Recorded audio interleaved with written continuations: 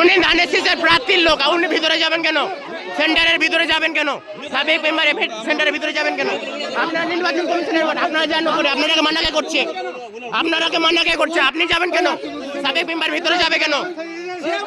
যে হোক কমিশনার যাক, আপনারা যাবেন কেন? এই আপনারা এদিকে আছেন, ভিডিও করেন, ওনার ভিডিও করেন, আপনারা যাবেন, সমস্যা নাই তো।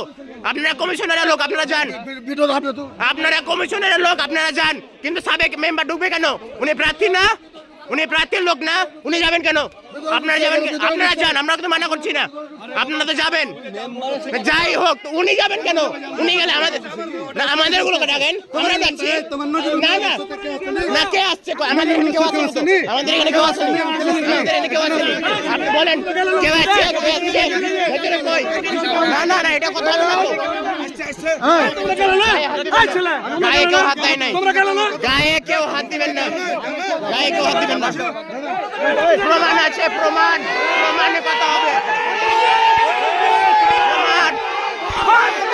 প্রমাণে কথা হবে।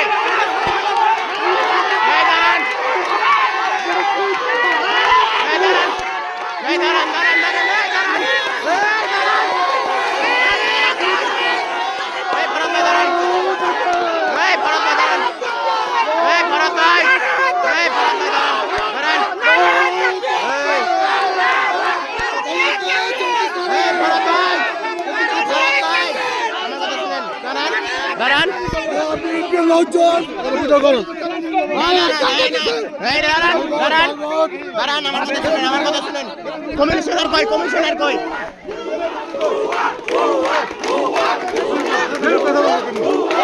আমার কথা, আপনি যাবেন কেন? আমি এজেন্ট গেলে কথা গেলে আপনি যাবেন না, আপনি এখানে দাঁড়িয়ে যান। কমিশনারের লোক, কমিশনার লোক ওরা যাবে, ওরা দোতলায় যাক, তিনতলায় যাক, চারতলায় যাক, আমাদের সমস্যা নেই। আপনি তো প্রার্থীর লোক না, আপনি যাবেন কেন? উনি প্রার্থীর লোক না, প্রার্থীর লোক যাবে কেন?